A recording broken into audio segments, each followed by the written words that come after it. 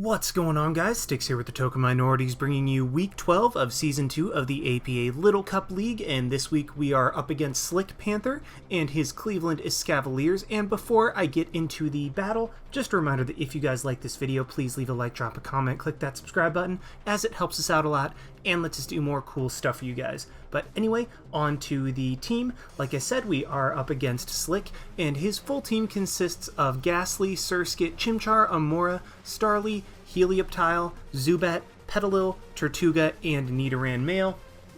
And you might recognize two of the Mons that were on his list. Yes, this is the guy that we were able to trade my Surskit and my Amora for his Cutiefly and Kabuto.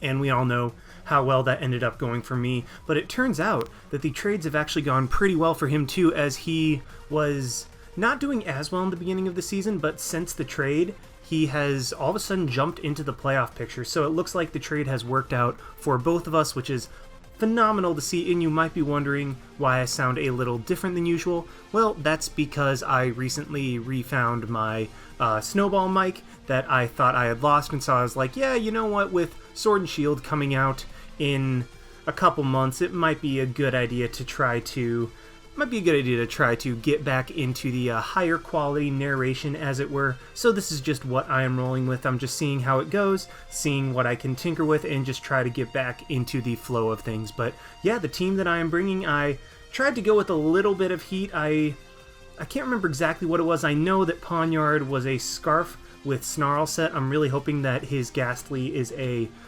substitute with Life Orb set, so that after a sub and one Life Orb recoil hit, I can OHKO him with Snarl, which is something I'm really looking forward to. I brought Giga Drain on my Kabuto so that his Tortuga cannot set up on me. That's something potentially that I was going for. And I forget exactly what the other heat thing was. I know that there was one more, but I played this battle a little while ago, so I don't remember exactly what it was. But either way, this is Week 12. We are currently 11-0, and we will have a chance to go undefeated for the first time since, I think, the VPL NU League. I think that was the last league I went undefeated in, and this being my first Little Cup League, it would be really awesome if I was able to go undefeated in this one in my first ever season. So yeah, without further ado, let's just go ahead and jump right on into the battle.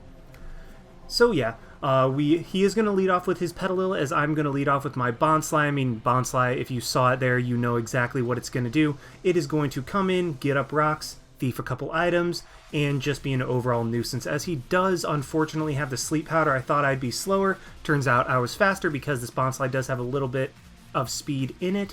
And I am going to stay asleep the first turn, and I'm just hoping for a quick wake up, which I fortunately do get, so that I can get my rocks up, as they will be important for not only the Ghastly, but the Starly and Chimchar as well, just really putting his whole team in range of rocks, among other things. But now that my Bonsly, or just some of my attacks, but now that Bonsly is low, I'm going to Thief, get rid of the Eviolite, as he actually Sleep Powders, and that works out really well for me, because I'll be able to go into my Bunnelby. Now, like I had said in the past couple weeks, the MO behind these last 2 weeks, or the last 3 weeks rather, is to get Bunnelby as many kills as possible. I saw this as an opportunity to go into my Bunnelby, agility up, and potentially sweep him. So that's really what I'm hoping for right now. I was hoping that if I went into my Bunnelby on his Petalil, he would only be able to like 3-hit KO me with Giga Drain. I didn't bother calcing. I was just like, screw it, Leroy Jenkins, let's go for it.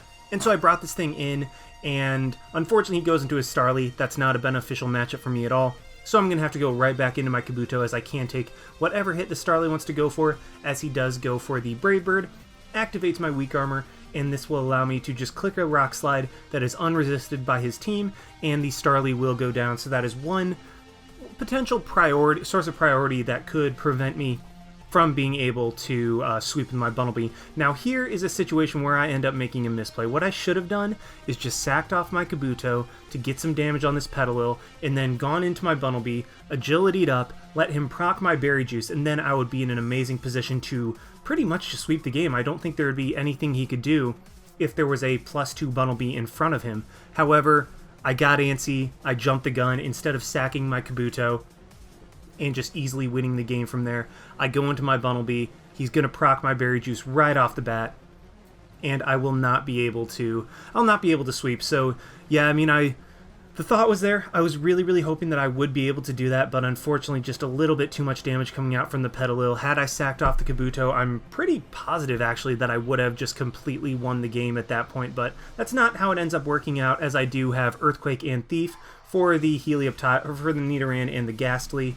But either way, he goes into his Nidoran. I know that he's going to go for the Sucker Punch. I had to make sure that it had it. And I'm going to my Krogunk to try to set up on this thing, but it turns out he does have the Drill Run. I didn't even check to see if that thing had it, as he misses not only once but twice, so that's really unfortunate, and that's hustle for you, as I am going to go for the knockoff, just start getting some damage off on this Nidoran, put it in range of my priority later in the game, or just really any attacks from any of my Mons, as a second knockoff into Vacuum Wave will not be able to KO it. So what I'm going to do is sack off my Bonsly, as it has done its job in this game, and he gets me on that prediction. That was a very good play, as he goes for the Hone Claws, and with my Bonsly in, it's going to be asleep, so he will get 2 turns of Hone Claws up to guaranteed hit, and now something is going to take a gigantic hit on my side, but luckily I do have priority in my Kabuto that will be able to also take the +2 Sucker Punch, and I'm not messing around. I'm just going to go straight for the Aqua Jet. He makes a good play, goes into his Helioptile, and it's just kind of a sacking game at this point. With my Pawniard,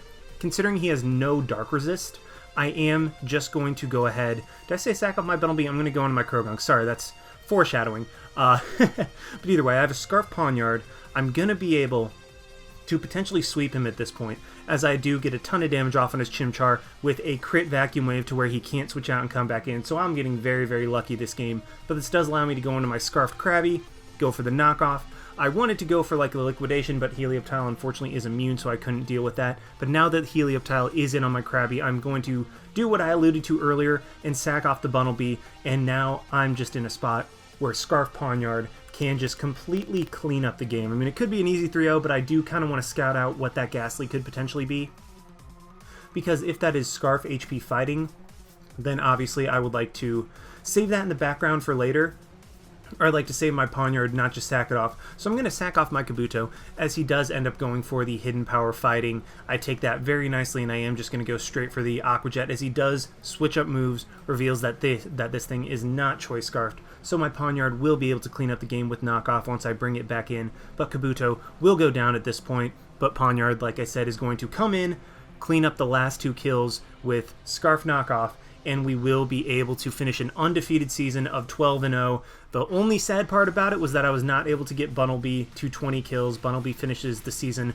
with 17 kills, which is good, but it's not what I was aiming for. And the fact that in my last 3 games, when I was like actually straight up aiming to get Bunnelby as many kills as possible, I only ended up getting him 2 kills out of 3 games, one of which he had an amazing matchup in this one. And so it's just like, well, crap, that stinks. So we'll have to see how the season finishes out in the MVP race with, I'm assuming Carvana is going to be able to catch me. I think I'm a little bit ahead right now, but that's just because a lot of games have not been completed. And so yeah, able to finish the season 12-0. We clinched first seed in the playoffs, and not sure if it's going to be 1 week that I'll have the quarterfinals game up, or 2 weeks. They might take a week off just to try to get everything caught up, get everybody ready for the playoffs. And at this point, I have no idea who my opponent is, as like I said, there's still a bunch of games to catch up on. But nonetheless, hope you guys enjoyed watching. Hope you'll tune in for the playoffs. Like, comment, subscribe, all that good stuff. And this is Styx signing out. Why not? See you guys.